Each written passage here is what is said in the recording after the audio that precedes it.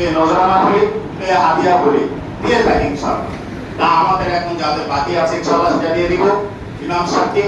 আর তারাবির ইনশাআল্লাহ ইমাম সাহেবকে, তারাবি নামাজের উদ্দেশ্য নয়, যে তারাবির নামাজের উদ্দেশ্য নয়, কোরআনের উদ্দেশ্য নয়, আমরা দিব যে সারা পৃথিবীর মধ্যে মানুষ যখন কাজ করে কাজের অবশেষে তাকে একটা পারিশ্রমিক দেওয়া হয়, এবং কোন ঈদ আসলে বা কোন বিশেষ দিন হলে তাকে একটা বলা হয় সেলামি দেওয়া হয় বা বোনাস দেওয়া হয়। তো উনি আমাদের সমাজের জন্য দোয়া মাগফিরাত করেন, প্রতি বছর করে থাকেন। এরকম শুরু রমজান থেকে শুরু করে সর্বদা উনি ওনার মন, ওনার হৃদয়, ওনার অন্তর সচেতন থাকে যে আমার মহল্লাবাসী, আমার গ্রামবাসী, আমার মুসলিমরা ভালো থাক, তাহলে তারা আমার কাছে আসবে। এই দোয়া তিনি করে থাকে। কিন্তু আমরা সবসময় দোয়া করতে পারি না। মসজিদে যে ব্যক্তি সবসময় থাকে তার দোয়া আল্লাহ তাআলার কাছে কবুল হয়। ইনশাআল্লাহ আমরা সেই হিসাবে সম্মানী ব্যক্তি ইমাম সাহেবকে বাদশা বলা হয়, বাদশার জাত বলা হয়। কিন্তু এখন আমরা বাদশা বলি দুনিয়ার কোন অর্থশালী, বিত্তশালী, সম্পদশালী ব্যক্তি, কিন্তু আসলে ইমাম সাহেব বাদশার জাত। সারা পৃথিবীতে যখন মুসলমান তৈরি হয়েছে, মসজিদ তৈরি হয়েছে, ইমাম সাহেবের বিচার আচার করছে, কারণ তারা কোরআন ও হাদিস অনুযায়ী করছে। এই পন্থা আজকে আমাদের পৃথিবীর মধ্যে প্রচলিত নেই, যার কারণে ইমাম সাহেবকে আমরা তুচ্ছ তাচ্ছিল্য ভাবি। না ভাই, উনি তুচ্ছ তাচ্ছিল্য জিনিস নয়, উনি মতি বিপরের লোক। কাল হাসরের ময়দানে উনি মতি বিপরে থাকবে। আরেকটা বিষয় ইনশাআল্লাহ ভাই, তার পাশাপাশি আমরা জানি যে মসজিদ মাদ্রাসা খেদমত করতে সবাই আগ্রহী।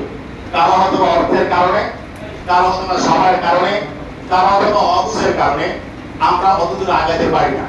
ইনশাআল্লাহ আমরা এলান দিয়ে আসছি এবং বলা হয়েছিল ফেব্রুয়ারি মাসের মধ্যে আমরা মসজিদের কাজটি ইনশাআল্লাহ শুরু করি।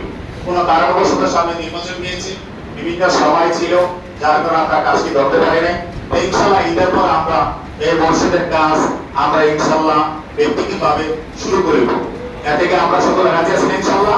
ইনশাআল্লাহ এই কাজের জন্য ইনশাআল্লাহ আমাদের যে ব্যয় হবে, আমরা তার কিছু ঠিকাদার ব্যক্তি, আমরা বাংলাতে বুঝি, অনেকে ইংলিশে বুঝি, কন্ট্রাক্টর যাকে বলা হয়। কন্ট্রাক্টর মানে ঠিকাদার ব্যক্তিকে বলা হয়, বাংলা বলে ঠিকাদার ব্যক্তি। যিনি আমাদের মুন্সিগঞ্জের নির্মাণ কংক্রিটের কাজের সেক্রেটারি, আমাদের মহল্লার বাসী, এলাকাবাসী, আমাদের মোহাম্মদ হারুন ভাই, উনি আমাদের এই সমাজের লোক। আর ওনাদের কাজ সম্পর্কে আমরা সকল অবগত আছি। মসজিদরা যেহেতু আন্তর্জাতিকভাবে সুন্দর এবং সুশ্রী সুগঠিত ভাবে হবে, তাই আমরা এরকম একজন ঠিকাদারের মাধ্যমে এই মসজিদের কাজটি সম্পাদিত করতে চাই। তা আমরা কি হারুন ভাইকে অনেকে চিনি নাকি? হারুন ভাই সামনে আসেন, আসেন। আমরা এই হারুন ভাইয়ের মাধ্যমে আমরা এই নির্মাণের কাজটা সমাধান করতেছি। হারুন ভাই সবাইকে চিনছেন ইনশাআল্লাহ। আমরা এই হারুন ভাইকে কাজটা দিয়েছি, উনি আমাদের সমাজের লোক। আর উনি অনেক বড় বড় মসজিদ করেছেন। আপনারা দেখবেন সুলাপাড়া, মুন্সিগঞ্জ, পাইকপাড়া, যত বড় বড় মসজিদ ওনার আব্বার হাতে, ওনার হাতে নির্মিত হয়েছে। কিন্তু আল্লাহ তাআলা আমরা চেয়েছি, ওনার আব্বার চেয়েছিলেন যদি আমি জীবিত থাকি এই মসজিদের কাজটি আমি নিজের হাতে করব। উনি আজকে জীবিত নেই, ওনার ছেলে জীবিত আছে, আমরা চাই ওনার মাধ্যমে এই কাজটি সম্পাদন করতে। আমরা সকলে একমত ইনশাআল্লাহ। ইনশাআল্লাহ আমাদের এই কাজটি প্রাথমিক অবস্থায় যে বিটি ফ্লুট যাকে বলা হয়, আর ফ্লুটটা যাকে বলা হয়, এই পরিমাণ পথে কি পরিমাণ ম্যাটেরিয়ালস লাগবে ইঞ্জিনিয়ার সাহেব আমাদেরকে লিস্ট দিয়েছে। তার মধ্যে আমরা সচরাচর বলি যে 12 টন রড লাগবে। 12 টন বলতে 12,000 কেজি রড লাগবে আমাদের নিচের কাজটা সম্পাদন করার জন্য। আর হচ্ছে 2000 ফুট পাথর লাগবে। আমরা তো পাথর চিনি সকলে। 2000 ফুট পাথর লাগবে। আর 25,000 পিকেট গেট লাগবে। কয় হাজার? 25,000। আমরা সকলে মনোযোগ দিয়ে আসলে ইনশাআল্লাহ আমাদের নিজের প্রজেক্ট কাজটি করতে কি পরিমাণ ম্যাটেরিয়ালস লাগবে, মানে যাকে বলা হয় কাঁচা মাল, কি কি লাগবে আমরা সেটা আপনাদের মধ্যে এরকম জানাচ্ছি, আমিও জানছি, আপনারা জানছেন, যাতে আমাদের সুবিধা হয় যে মসজিদে কি কি লাগতে পারে। তার মধ্যে হচ্ছে 1 নাম্বার ইট লাগবে 5,000, সিমেন্ট লাগবে 600 ব্যাগ, বালু লাগবে 10 ট্রাক, সিলেকশন বালু যাকে বলা হয় পাথরের প্রয়োগ, আর আস্তর বালু লাগবে 5 ট্রাক।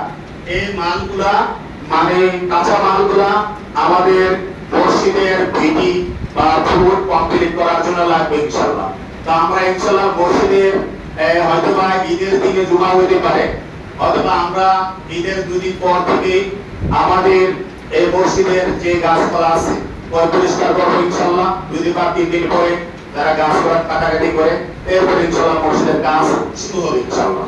ঠিক আছে ইনশাআল্লাহ। আমরা যদি মসজিদে কে কিছু দিতে চাই বা নিয়ত করে থাকি, দীর্ঘদিন ধরে আশায় আছি, আমার মনের আকাঙ্ক্ষা, আমার মনের ইচ্ছা, আমার মনের বাসনা, যদি এই মসজিদটি নির্মাণ হয় তাহলে আমি মসজিদের মধ্যে আমি এই দিব। কিন্তু ইনশাআল্লাহ আমাদের পার্শ্ববর্তী আরেকজন ভাই আছে শহীদুল ভাই, যিনি কি ইট বালুর ব্যবসা করে থাকেন, তিনি আমাদের সমাজে ইনশাআল্লাহ শহীদুল আসেন। আমরা চাই ইনশাআল্লাহ এই শহীদুল ভাইয়ের মাধ্যমে কেউ যদি ইট বালু দিতে চাই তার মাধ্যমে দিব, রসিদ নিয়ে যাব এবং ওই রসিদকে ইমাম সাহেবের কাছে পরিচালনা দিবেন, ইমাম সাহেব রসিদকে ওনাকে হস্তান্তর করবেন। আর যদি আমরা কে রড সম্পর্কে, সিমেন্ট সম্পর্কে, পাথর সম্পর্কে আলোচনা করতে চাই বা কি পরিমাণ লাগতে পারে, কবে লাগতে পারে, আমি ভাইকে দিব, তাহলে আমরা কন্ট্রাক্টর হারুন ভাই আছে, ওনার সাথে যোগাযোগ করতে পারি, ইমাম সাহেবের সাথে যোগাযোগ করতে পারি ইনশাআল্লাহ। ঠিক আছে ইনশাআল্লাহ। আমরা সকলে ইনশাআল্লাহ রাজি আছি কিনা? ইনশাআল্লাহ। ইনশাআল্লাহ আজকে উন্মুক্ত করে দিলাম আমাদের যাদের নিয়ত আছে ইনশাআল্লাহ আমরা সকলে এই মসজিদের কাজের জন্য অংশগ্রহণ করব। আমরা সময় দিয়ে পারি, অর্থ দিয়ে পারি, বুদ্ধি দিয়ে পারি ইনশাআল্লাহ। থাকবো কিনা আমরা? ইনশাআল্লাহ। শুনে একটা মসজিদ যখন সংগঠিত হয় এটা আমরা মনে করব এই মসজিদটি আসলে মসজিদ নয়, এটা আমার জান্নাতের একটা আশ্রয়স্থল। জান্নাতে একটি আশ্রয়স্থল। কাল হাসরের ময়দানে যখন জান্নাত আল্লাহ তাআলা বলবেন মসজিদ থেকে জান্নাতে চলে যাও, তখন এরকম মসজিদ বলবে আল্লাহ আমার কিছু কথা আছে, তখন আল্লাহ তাআলা বলবেন তোমার আমার কি কথা? তখন মসজিদ বলবে আল্লাহ আমার এই কথা, আমাকে যারা দুনিয়াতে রক্ষণাবেক্ষণ করেছে, আমাকে যারা দুনিয়ার মধ্যে পরিষ্কার পরিচ্ছন্ন রেখেছে, আমাকে সঠিকভাবে পরিচালনা করার জন্য যারা সময় দিয়েছে, অর্থ দিয়েছে, ঘাম ঝরিয়েছে, আমি তাদেরকে ছাড়া জান্নাতে যেতে পারবো না। সুবহানাল্লাহ। তখন আল্লাহ তাআলা বলবে মসজিদ আমি তোমাকে আটকাতে পারি না, কারণ তুমি জান্নাতের একটা টুকরা। যাও, যারা যারা তোমার পাশে ছিল তুমি সকলকে নিয়ে জান্নাতে চলে যাও। সুবহানাল্লাহ। এই জন্য ভাই আরেকটা বিষয় হলো, এটা না বলে না হয়, আমরা জানি যে মসজিদের একটা মসজিদ সংগঠিত হলে সেটা 2-1 বছরের জন্য নয়, 100 বছরের পেরিয়ে যায়। কিন্তু আমরা এখানে যারা আমরা দান করি, যারা আল্লাহ পাক যাদেরকে দান করার তৌফিক দান করে, আমরা এটা একটা লিস্ট তৈরি করব যাকে বলে তালিকা। এই তালিকার মধ্যে অর্থী সকলের নাম থাকবে ইনশাআল্লাহ। যতদিন এই মসজিদটা সংগঠিত থাকবে ততদিন তাদের তালিকা থাকবে এবং এটার জন্য তাকে একটা হাদিস তৈরি করা হবে। সেই হাদিসের মাধ্যমে যে কোনো প্রজন্মের লোক আসবে এই মসজিদের জন্য কারা কারা মেহনত করেছে, কারা কারা আল্লাহর রাস্তায় আল্লাহর ঘর নির্মাণ করার জন্য দান করেছে, সময় দিয়েছে, প্রত্যেকটা মানুষের তালিকা থাকবে ইনশাআল্লাহ। ইনশাআল্লাহ। এটা জান্নাতের মধ্যে থাকবে, দুনিয়ার মধ্যে থাকবে। আমরা একমত হই ইনশাআল্লাহ। ইনশাআল্লাহ। ইনশাআল্লাহ ভাই খুশি মনে এবং দিল খুলে আমি যতটুকু পারি, আল্লাহ তাআলা আমাকে যতটুকু সামর্থ্য দিয়েছে ততটুকু দিয়ে আমি ইনশাআল্লাহ কাজকে শুরু করব।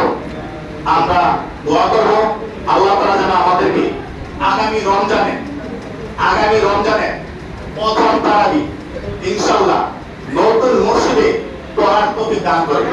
আমিন। আল্লাহ তাআলা আমাদেরকে সকলকে মসজিদের ও মাদ্রাসার দ্বীনি আমলের খেদমত করার তৌফিক দান করুন। আমিন। যারা আছে তাদের নিকট এই বরকতময় কথাগুলা এবং শান্তিময় কথাগুলা, লাভজনক কথাগুলা পৌঁছানোর তৌফিক দান করুন। আমিন। এবং আমরা আরেকটা বিষয় এলাকাবাসীর উদ্দেশ্য বলছি যে আমরা ঈদের নামাজ অনেক সময় দেখা যায় আমরা ঘরে বসে থাকি, মসজিদে আসি না, মসজিদে পড়ি না বা অন্য কোথাও পড়ি। সবসময় মনে করবো আমরা যে যারা সমাজবন্দী আছি, নামাজ সমাজের হক, মসজিদ সমাজের হক। এই বিশেষ দিনে আমরা সকলে একাত্র হই, একে অপরের সাথে রস মানে কথা বলবো, আনন্দ উৎসব মুখের কথা বলবো, একে অপরের খবর নেব, এত উভয়ের মধ্যে কি হবে? আন্তরিকতা বজায় হবে। আল্লাহ তাআলা আমাদেরকে যেন ঈদের নামাজ, জুমার নামাজ, 5 ওয়াক্ত পাঁচ জায়গার নামাজ, 5 জায়গার মসজিদে এই সমাজে আদায় করার তৌফিক দান করে। আমিন। ইনশাআল্লাহ আমাদের তারাবির নামাজ শুরু হবে ইনশাআল্লাহ। আমরা সকলে ইনশাআল্লাহ কাতার দাঁড়িয়েছি।